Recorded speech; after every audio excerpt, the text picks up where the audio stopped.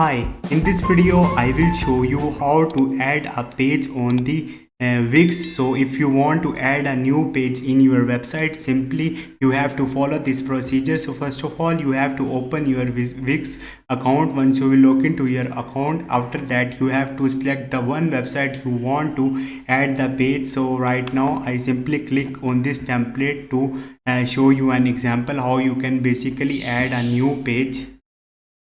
So it's loading. Okay, once your template is load, and you have to click on the add from here, and you can now you have to click on the pages from here, and you will see add page option. Tap on it and click on the blank page here. Okay, now here you have to enter the page name, check and click on the done.